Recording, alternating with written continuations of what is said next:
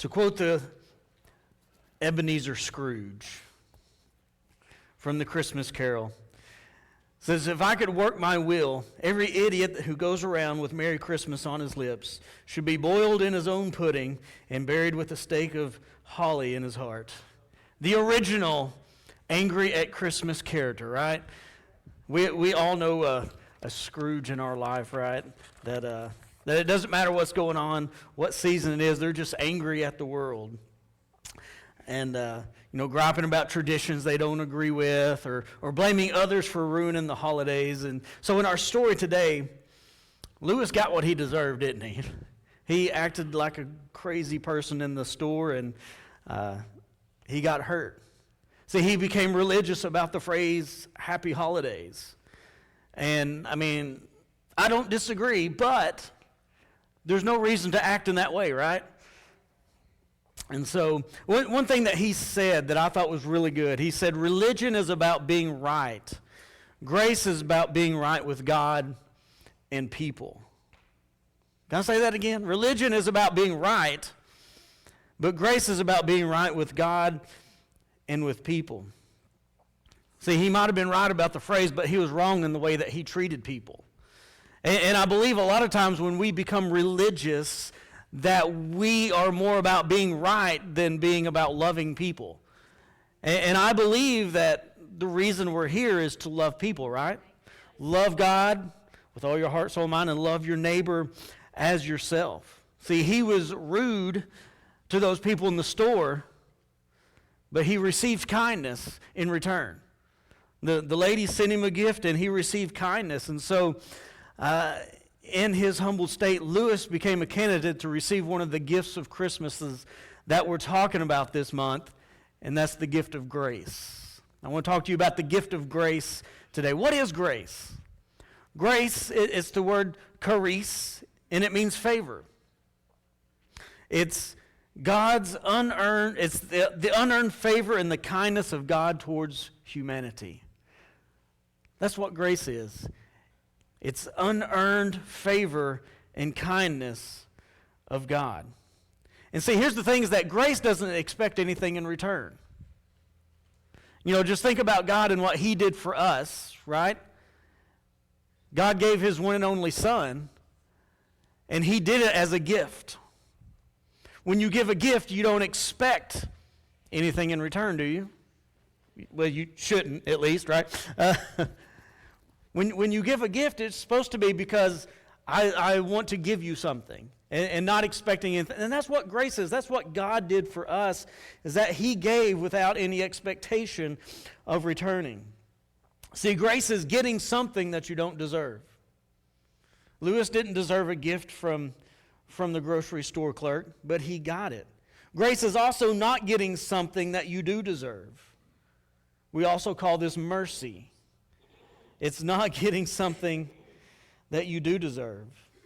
It's kind of like when you go to your favorite restaurant and you're excited about it. You order your favorite meal, the steak or whatever it is that you like, and you enjoy your meal, and then some stranger pays for your meal and walks away, and you don't even know who it is. That's grace right there. That's someone giving without any expectation of getting in return. And so grace is the gift that we're going to talk about today. But a lot of times religion, it binds up a lot of Christians. Because we want to be right. And there's nothing wrong with being right. But if we're being right and not loving our neighbor and being right, then you're wrong. Okay? And so we've got to find this balance of being right with God and being right with people at the same time. Grace is being right with God and with people. See, many Christians think that we need to defend God. Think about this a second. How many times do we think that we need to defend God, we need to defend different things, when I think God can defend himself pretty well? I don't know that he needs our help defending him, and that what he has done is enough. And so we go around as if we're warriors for God, defending him and setting everybody right and correcting everybody's theology and making sure everybody's saying Merry Christmas instead of Happy Holidays. And we're correcting, but we're not loving.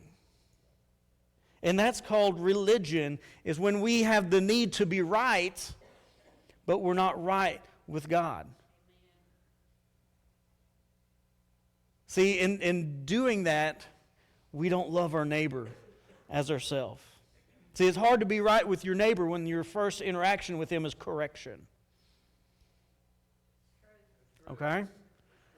And we've got to be careful.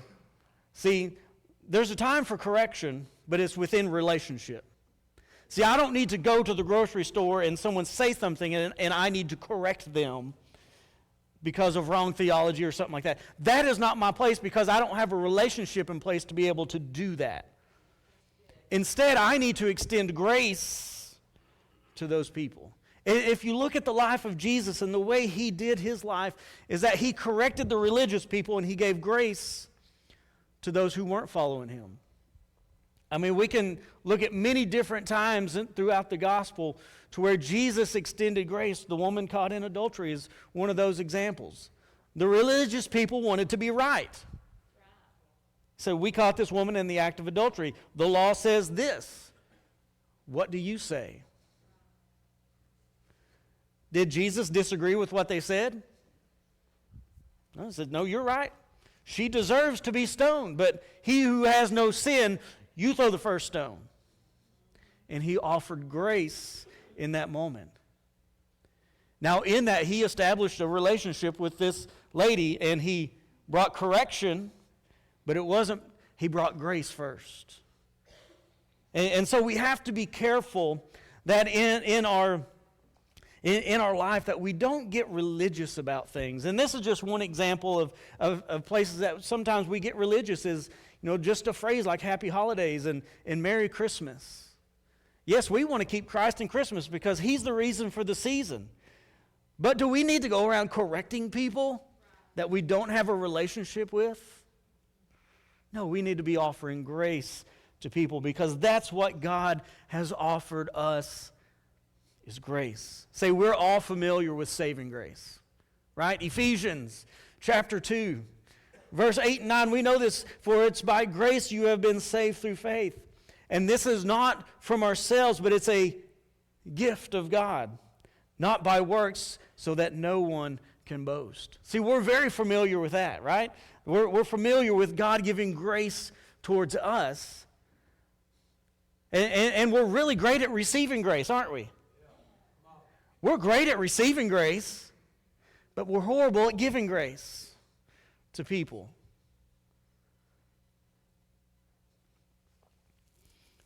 See, when we become religious, the need to be right and to make sure that we make sure everybody knows that we're right, that's what religion does. A lot of times we become bitter. We become angry. We become full of pride. And see, that's not of God. That's not of God, is it? And so, in James chapter 4, verse 6, it says, God opposes the proud, but he shows favor or grace to the humble. See, a lot of times, especially, being in ministry and stuff, you see lots of, people kind of come and go throughout ministry. And I always love the young guys who just come out of Bible school, that come out of seminary. And they have all of the right answers. They know it all because they've been taught it all. And they want to correct everybody. And well, you said this, but actually if you use this word, and we get real nitpicky and religious about things. And there's some people that you can't, they're not teachable anymore. You can't tell them anything. And that's religion, is what that is. It's great that you want to be right. But that doesn't mean you have to let everybody know that you are right about every single thing. And that you need to offer that grace in that relationship.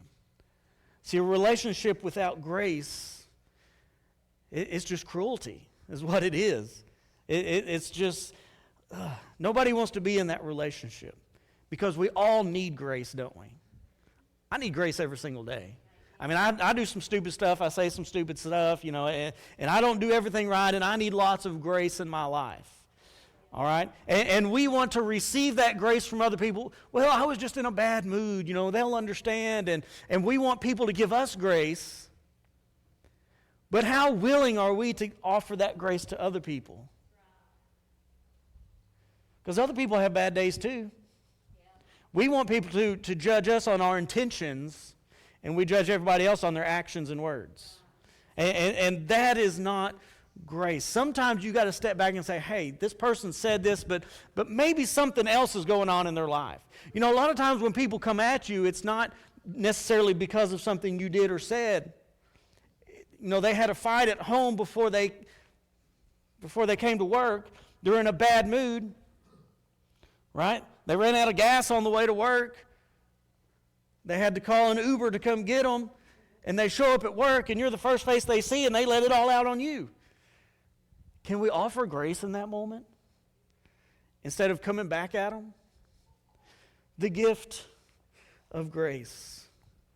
And so we got to be careful that we don't become religious and try to be right all the time when we need to be right with God and with people. See, James 1:27 also says this: religion that God our Father accepts as pure and faultless is this. He's just going to give it to us straight here, all right? He says, looking after the orphans and widows in their distress, and to keep oneself from being polluted by the world. I love this definition of what real religion is supposed to look like. It's not about being right and correcting everybody that disagrees with you, but it's about looking after, caring for, visiting, helping those who are in need. See, it's about giving and not correcting. Now, yes, there are times for correction, but again, like I said, it's within relationships, within us, that we correct. See, I don't believe I need to go to Walmart and start correcting everybody that's, like sometimes you want to correct other people's kids.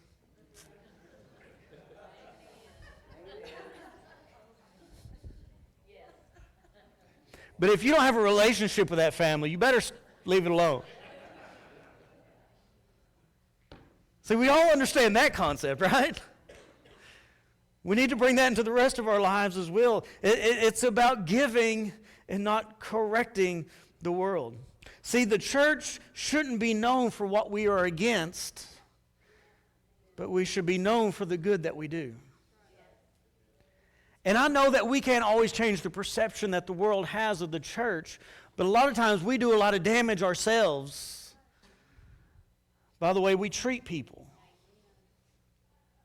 You talk to any server out there, they tell you that Sunday is the worst day to work because all the Christians are coming out. That shouldn't be. That should be the best day to work. All those generous Christians are about to come eat in my restaurant. They should be looking forward to Sunday and working that day because those gracious... But so many times... the world looks at the church and they're anti-everything. You can't dance. You can't go to the movies. You can't drink. You can't smoke. You can't do drugs. You can't have any fun. They're anti-everything.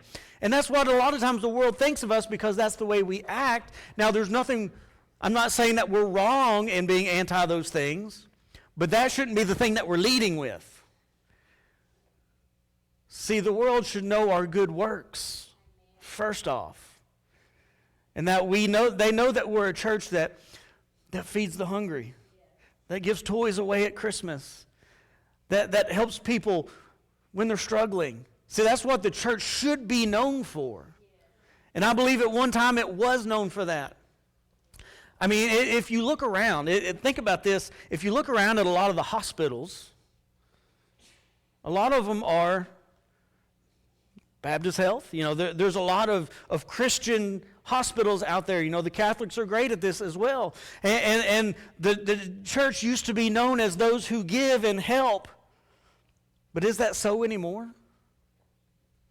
We should be known for the good things that we do instead of the things that we are against. And I believe that's where we're at now, and that we need to be giving to people in this world. So let me ask you this question. What is your body cast this season? What is it that binds you up during the Christmas season? It might be Christmas cards. You might be one of those people that loves to send out Christmas cards. But then you keep a list of people that don't send you one. Well, they're not getting one next year. Nope. They're off my list.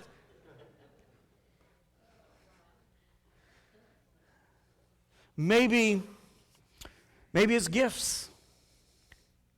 Maybe you're a gift giver. Maybe that's one of your love languages is giving gifts, and you love to give gifts. Well, they didn't say thank you. They're off the list. They're not getting any more. Why not offer some grace? Why not offer some grace? What if it's family for you? They're coming to my house. They eat my food. Mess up my house. Coming here and talking this nonsense stuff to my kids. See if they get an invite back.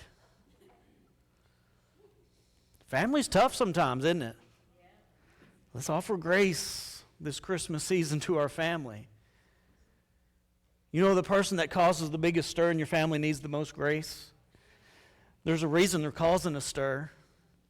They need Jesus. And not in the way that a lot of people, they need Jesus. No, you offer them, you be Jesus to them. Offer them grace. Not just say it, but do it. What about church? What's something that binds you up in church? Well, they let those people in here. How many of you know we're all those people, right? We've all been those people at one time, and they let us in the door. And so we need to be welcoming to all people. Well, those people sat in my seat. Man, they hadn't sang my song in a month.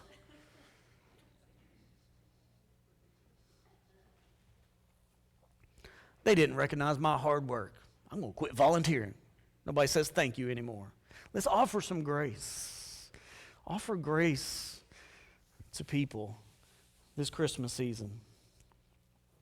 See, Jesus said this. Matthew 10, verse 7. He says, as you go, proclaim this message. There's an assumption that he's making in this that we're all supposed to do this. Okay? He said, as you go, not if you go or when you go, but as you go, proclaim this message. He said, the kingdom of heaven has come near. Notice it wasn't, you're going to hell. He said, the kingdom of heaven has come near. Then he said, heal the sick, raise the dead, cleanse those who have leprosy, drive out the demons. What is he saying here? He's saying, help people in need. Proclaim the message and help people who are in need. He said, freely you have received, freely give. Freely you have received, freely give. See, the mark of a mature Christian is someone who gives what God has given them. It's a heart of generosity. God has given us a lot of grace in our life, hasn't he? Lots of grace. He's offered us forgiveness.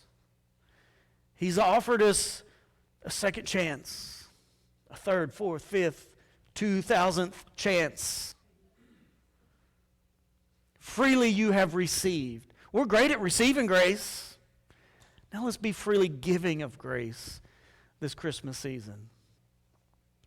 See, a lot of times we get so religious about things that we like our traditions, when we like things just so, and we have to do this, and when things fall apart, we just throw a big hissy fit. Let's offer grace during the Christmas season, because that is what the gift of Jesus is about. It's a free gift that has been given. And so during this time, what better chance to offer grace to the people around us than during the Christmas season? Grace is our gift to give to people.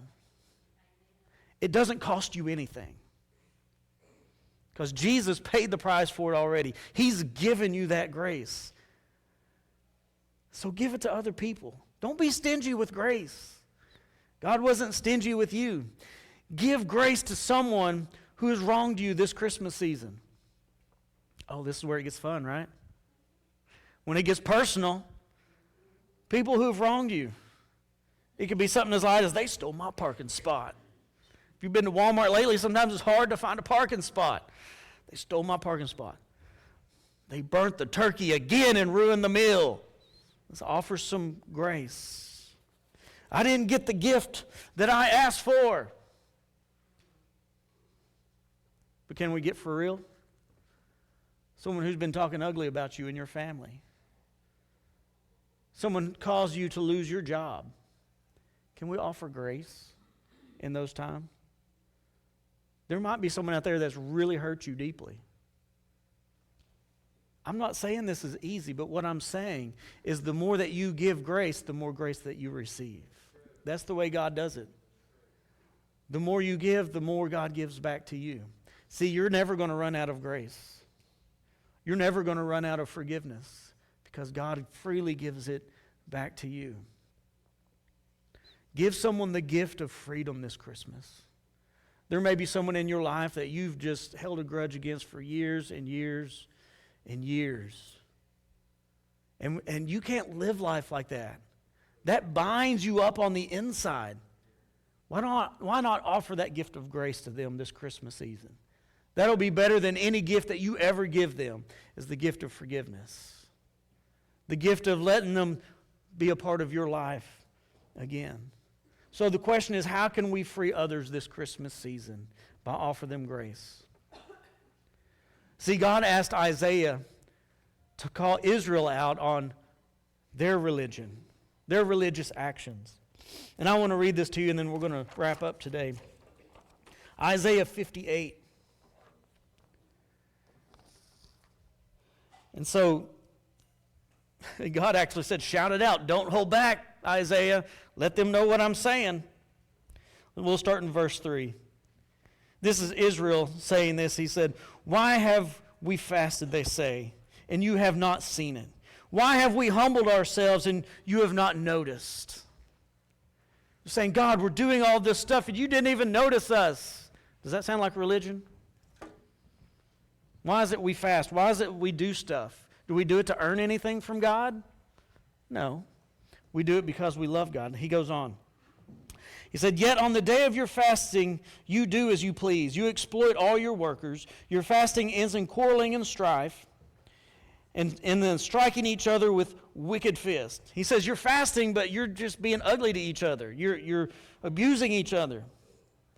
He says, you cannot fast as you do today and expect your voice to be heard on high.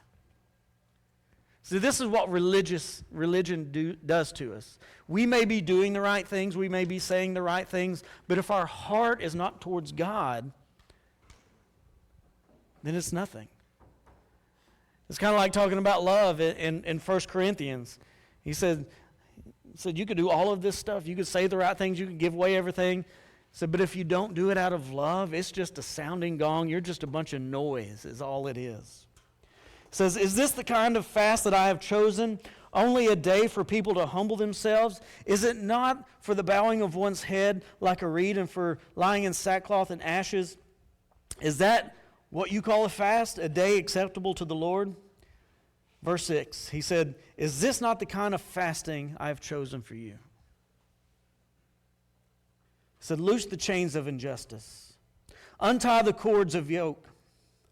Set the oppressed free and break every yoke. Is it not to share your food with the hungry and to provide the poor wanderer with shelter? And when you see the naked, clothe them, and not to turn away from your own flesh and blood?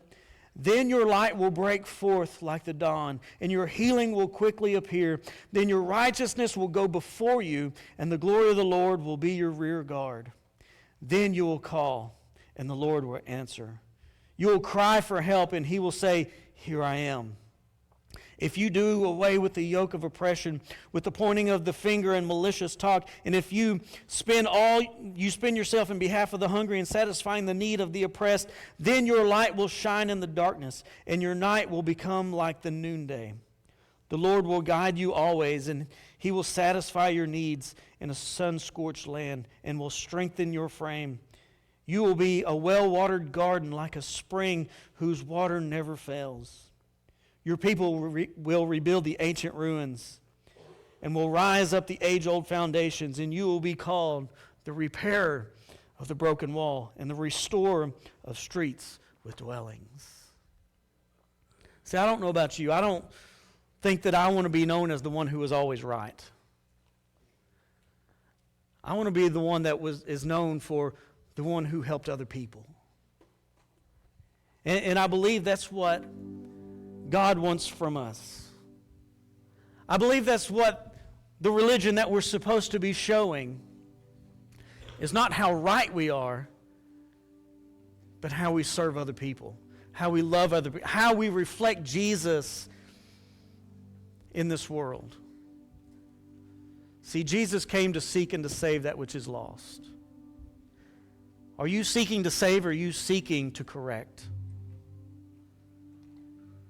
See, in Christmas time, it's easy to get religious about some things, but it's the perfect time to show grace to those people around us. So that's my challenge today, is I want you to pray about this. God, who do I need to show grace to this week? Who is it in my life that needs your grace instead of my correction? Who is it that you're trying to love through me? Today, as we get to our feet to worship, our prayer team's going to come forward. If you need the grace of Jesus today and giving your life to Him and letting Him forgive you of your sin and to save you, these people are ready to pray with you today. Maybe there's something that you're facing where you have struggled to show grace to somebody and you just kind of need someone to pray with you about that, to help you in that direction. They're here to pray with you. But today I want you to connect with your Heavenly Father today and just say, God, who is it that I need to show grace to today? And when He tells you, you just start worshiping Him and then be obedient this week.